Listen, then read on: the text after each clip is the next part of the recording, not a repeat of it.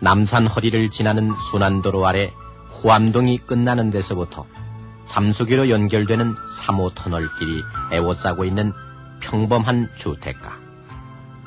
거기 한 시대의 삶이 숨쉬고 있습니다.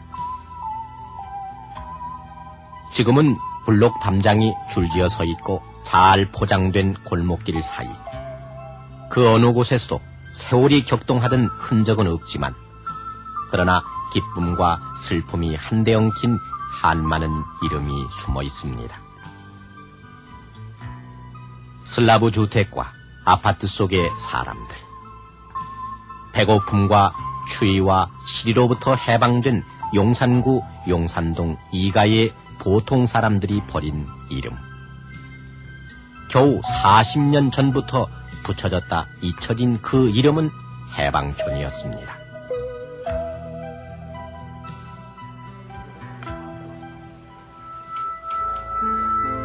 해방촌. 남산 위에 저 소나무 철갑을 두른 듯 애국가 이절의 첫머리 노랫말처럼 푸른 소나무 무성했던 남산 비탈에 공산당이 싫어, 압제가 싫어 모든 것 버리고 홀홀이 내려온 사람들이, 고향을 잃고 유랑하던 사람들이 지어냈던 그 마을, 해방촌. 해방촌은 그러나 집이라 이름 붙이기엔 너무나 처참했던 판잣집 동네였습니다. 이제 이름조차 용산동 2가로 바뀌어버린 해방촌.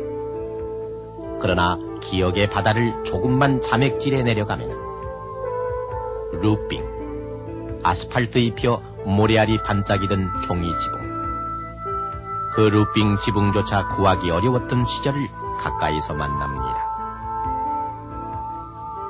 저녁 짓는 화덕조차 골목길에 내놓아야 했던 판자촌에 대고 서너 푼어치 행상 물건을 사달라고 외치던 어머니들. 그 억척스러운 삶이 있었던 시절.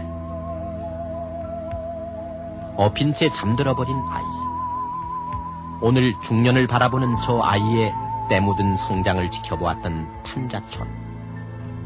겨우 10여 년 전까지도 우리의 현주소였던 그 판자촌. 우리들의 원적지. 그곳을 아십니까?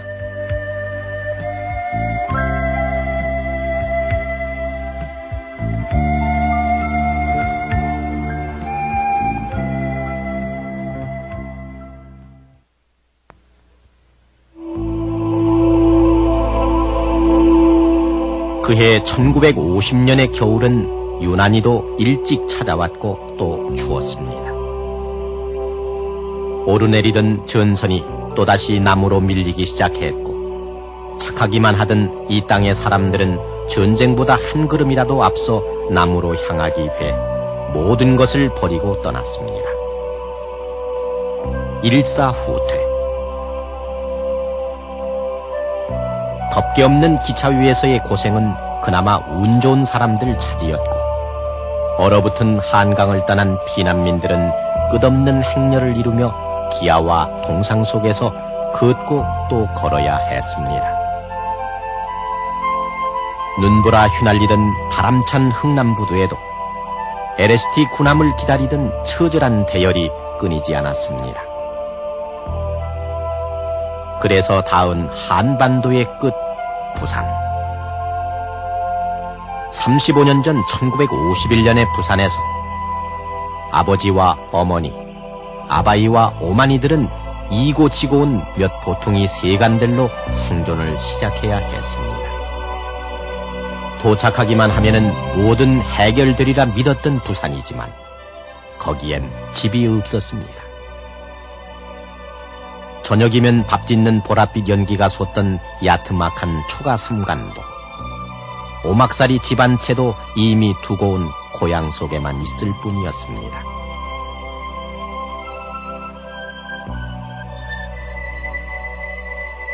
고무신은 머리맡에 모셔놓고 비난길에 운 좋게 얻으시는 군화는 아예 신고서 길바닥에서나마 나란히 잠이 들었지만 철 모르는 어린 것과 수십만은 가장만은 잠들 수가 없었습니다.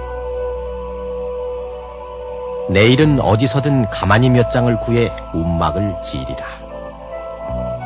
굳게 다짐을 해보아도 5,000원짜리 지게 살 돈이 없어 남의 수레를 밀어주고 받는 500원으로는 가만히는커녕 한 끼 허기를 메우기도 어려웠습니다. 미군 부대에서 흘러나온 음식 찌꺼기로 만든 꿀국이죽. 점잖게 유엔탕이라고 이름 붙여 마산 가는 뱃머리에서 팔던 그 꿀꿀이죽조차 한 그릇에 500원이나 했습니다.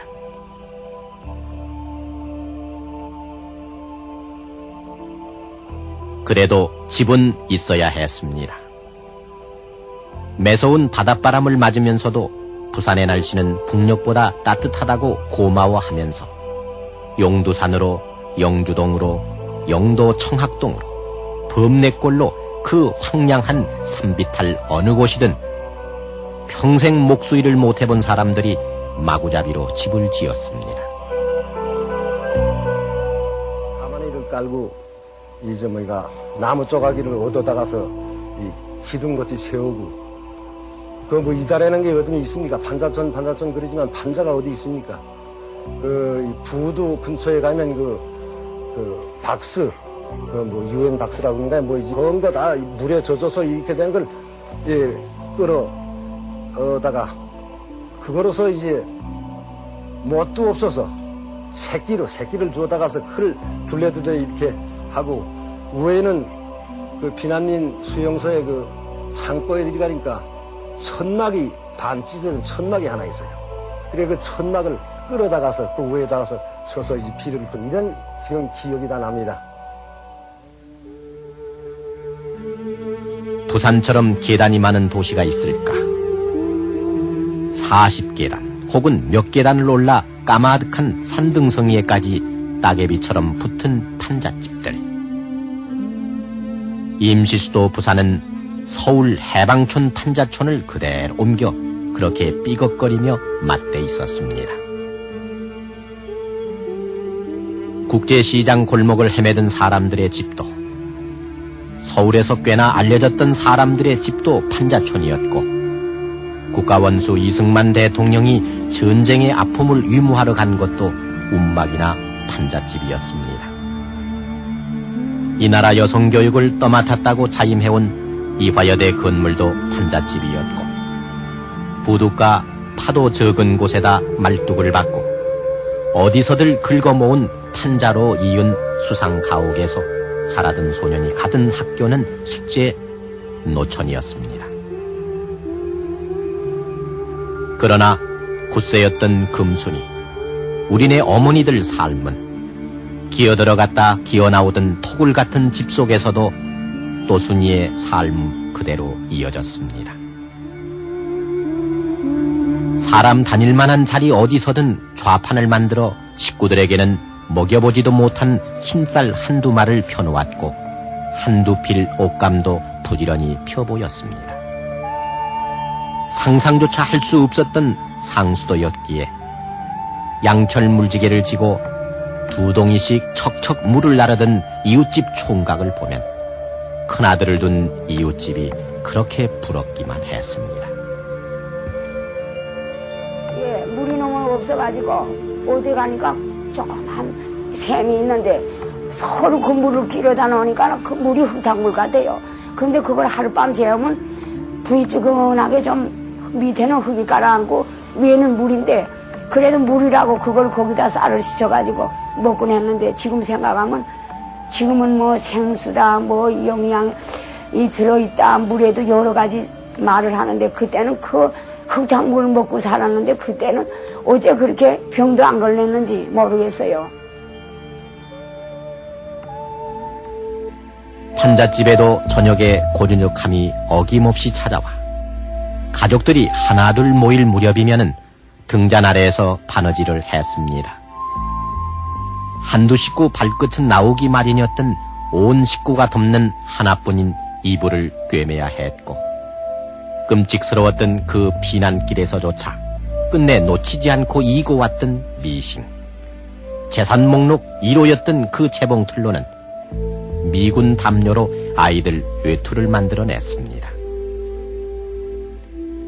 전기 켜는 사람들이 버린 필라멘트 끈긴 전구는 양말을 깁는 데는 참으로 쓸모있는 것이었습니다. 비가 오면 깡통을 몇 개씩 놓고 새는 빗물을 받아야 했던 천정에는 신문지로 도배를 했지만은 어쩌다 눈길을 주면 읽혀지는 기사들은 가난이 만들어낸 우울한 얘기뿐이었습니다.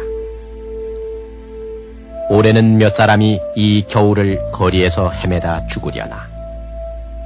동사자가 적힌 신문기사는 괜시리 오한이 들게 만들었고, 보고알 먹고 숨진 일가족 얘기엔 자갈치 시장 기웃거리는 일이 조심스럽기만 했습니다.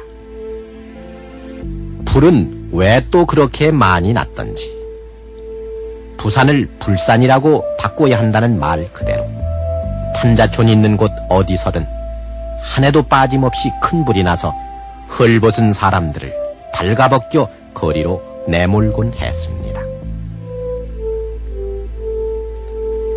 그러나 얼룩진 벽 한가운데 자랑스럽게 붙어있는 흰 종이 한 장. 위는 교과 및 행동 발달이 우수하였으므로 이에 이를 표창함. 하루에도 몇 번씩 읽어보는 큰아들이 타온 피난학교 우등상장 한 장이 우리네 아버지 어머니들 판자촌 생활의 든든한 활력소였습니다.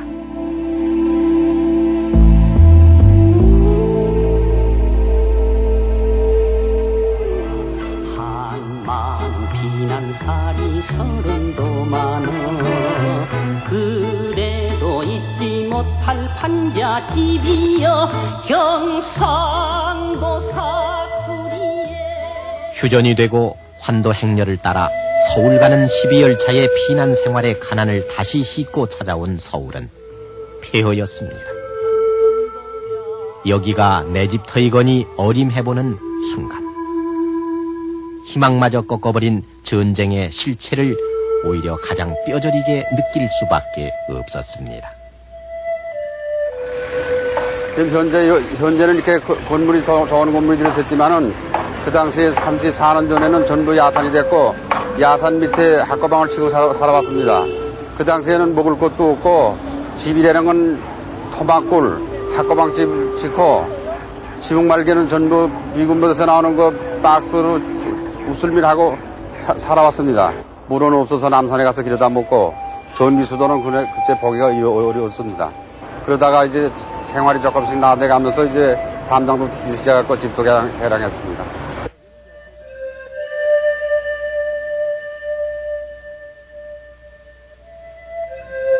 해방촌은 전쟁 전과 같은 모양으로 다시 세워졌으며 오히려 도심 속의 청계천으로 창신동으로 판자촌은 넓혀지기만 했습니다. 가난이 고난이 산등성이를 타고 다시 번지는 시절이었습니다. 개천변 판잣집, 자기네 집 앞에서 허리춤을 추스르는 저 아이. 변소 없는 집에 사는 저 아이를 나무랄 사람은 아무도 없었고 피난 시절 줄곧 방 한 구석을 차지했던 사기 요강은 여전히 필수품으로 남아있어야 했습니다. 변소도 상수도도 없는 동네. 불이 나면은 냄비 몇 개 건져내서 서울에 오물이 흐르는 청계천을 건너야 했던 판자촌 생활은 집 없는 수도 서울 어디서든 만날 수 있었던 서민들의 삶이었습니다. 여기 청계천이 그전만 하더라도 아주 참 낙후돼가지고 뭐 어린애들이 그냥 여기서 몇 가지도 까먹으면서 그냥 지냈고 지금 저쪽이 뚝섬에서 동대문으로 가는 경성교두주식에서 그 전차가 생겼습니다. 안으로는 참 니아까도 못 다니는 판자촌들이 밀집되어가지고 비가 여름에 많이 오게 되면 그 비가 그 인집, 집까지 그냥 막 밀려 들어오고 그래요.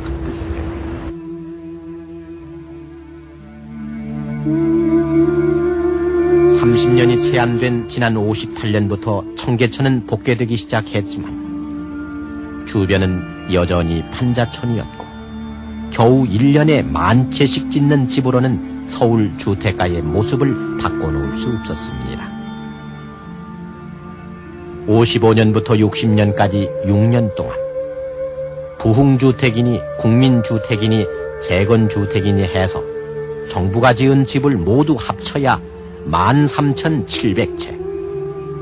민간인들이 지은 것을 합쳐도 10만 채가 못 됐습니다. 인구 250만이었던 1960년의 서울에는 그래서 10가구 중 4가구 이상이 남의 집 신세를 져야만 했고 그나마 내 집을 가진 사람의 40%가 슬쩍 미뤄도 쓰러질 것 같은 움집이니 토막집, 판잣집에서 살아야 했습니다.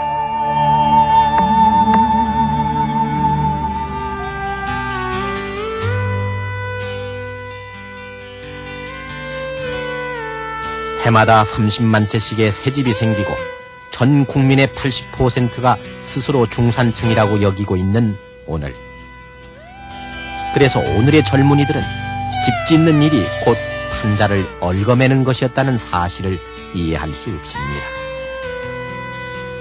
수세식 비온소를 갖추고 전기 세탁기로 빨래를 하는 젊은 주부들은 겨우 20여 년 전 수도를 갖춘 집이 10% 남짓이었다는 사실.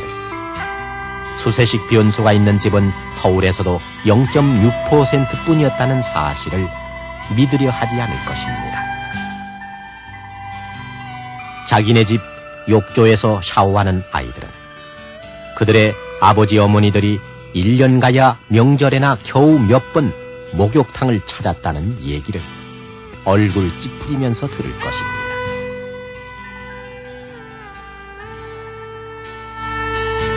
도심을 가르는 3일 고가도로 위로는 차량의 행렬이 바쁘게 꼬리를 물고 있을 뿐 판자촌이 즐비하던 청계천은 이제 자취를 감췄습니다.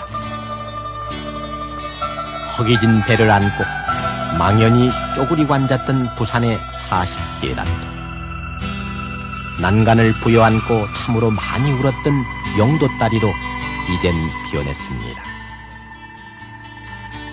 그때 부산항에 들어온 외국 선원들은 밤에 보면 홍콩의 고층 건물 숲을 연상했던 야경이 아침이 되면 개딱지 같은 판자촌으로 비워내 실소했다고 하지만 이제 부산은 그들의 항해길 그 어느 도시 못지않은 국제미항으로 기억되기 시작했습니다. 그러나 남산허리 순환도로 아래, 부산 삼복도로 아래, 잘 뻗어나간 청계천 고가도로 아래에는 오늘 중년이 된 사람들이 결코 잊을 수 없는 동네가 있습니다.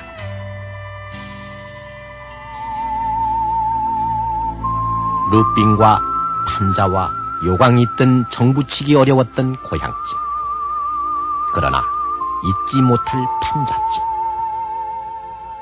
어떻게 살아온 세월이던가.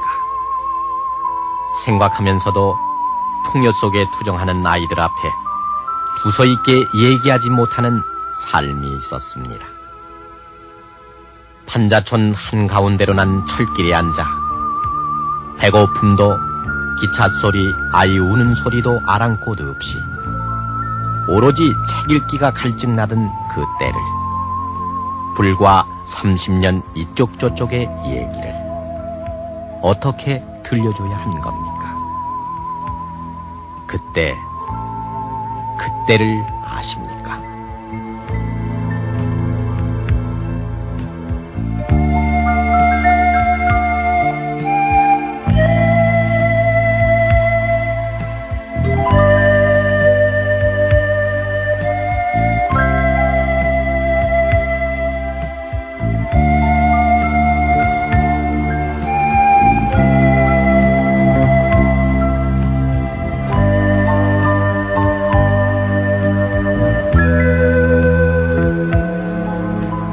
유엔탕이라고 이름 붙여 마산 가는 뱃머리에서 팔던 그 꿀꿀이죽조차 한 그릇에 500원이나 했습니다.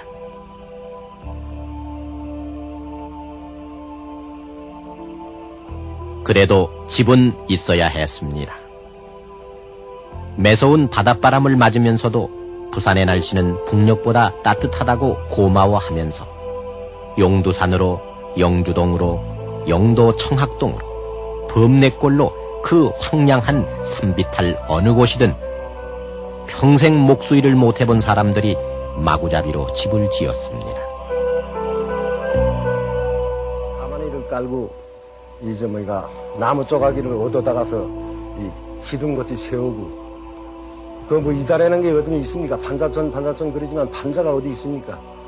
이 부두 근처에 가면 그 박스 그 뭐 유엔 박스라고 그런가 뭐 그런 거 다 물에 젖어서 이렇게 된 걸 끌어다가 그거로서 이제 뭣도 없어서 새끼를 주워다가서 흙을 둘레둘레 이렇게 하고 위에는 그 비난민 수용소의 그 창고에 들어가니까 천막이 반 찢어진 천막이 하나 있어요.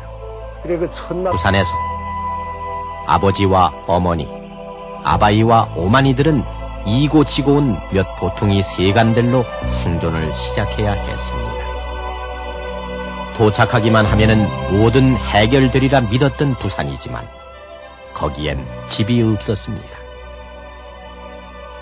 저녁이면 밥 짓는 보랏빛 연기가 솟던 야트막한 초가 삼간도 오막살이 집 한 채도 이미 두고 온 고향 속에만 있을 뿐이었습니다.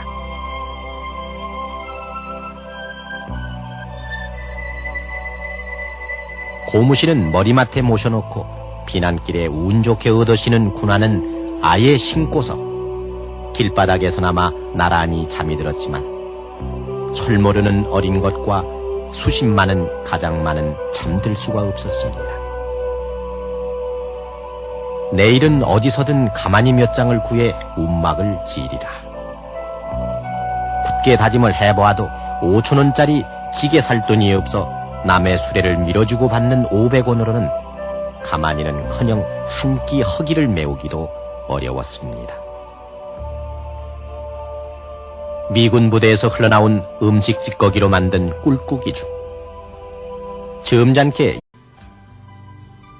남산 허리를 지나는 순환도로 아래 후암동이 끝나는 데서부터 잠수기로 연결되는 3호 터널길이 에워싸고 있는 평범한 주택가. 거기 한 시대의 삶이 숨쉬고 있습니다. 지금은 블록 담장이 줄지어 서 있고 잘 포장된 골목길 사이. 그 어느 곳에서도 세월이 격동하던 흔적은 없지만 그러나 기쁨과 슬픔이 한데 엉킨 한많은 이름이 숨어 있습니다. 슬라브 주택과 아파트 속의 사람들. 배고픔과 추위와 시리로부터 해방된 용산구 용산동 이가의 보통 사람들이 버린 이름. 겨우 40년 전부터 붙여졌다 잊혀진 그 이름은 해방촌이었습니다.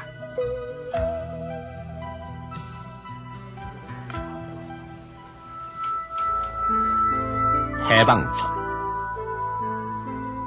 남산 위에 저 소나무 철갑을 두른 듯 애국가 2절의 첫머리 노랫말처럼 푸른 소나무 무성했던 남산 비탈에 공산당이 싫어 압제가 싫어 모든 것 버리고 홀홀이 내려온 사람들이 고향을 잃고 유랑하던 사람들이 지어냈던 그 마을 해방촌.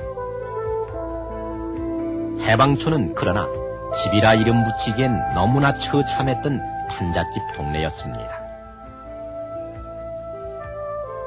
이제 이름조차 용산동 2가로 바뀌어버린 해방촌.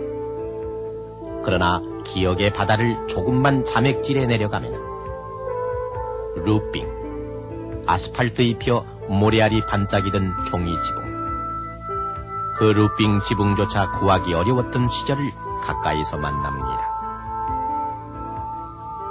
저녁 짓는 화덕조차 골목길에 내놓아야 했던 판자촌에 대고 서너 푼어치 행상 물건을 사달라고 외치던 어머니들. 그 억척스러운 삶이 있었던 시절. 엎인 채 잠들어버린 아이. 오늘 중년을 바라보는 저 아이의 때묻은 성장을 지켜보았던 판자촌. 겨우 10여 년 전까지도 우리의 현주소였던 그 판자촌. 우리들의 원적지. 그곳을 아십니까?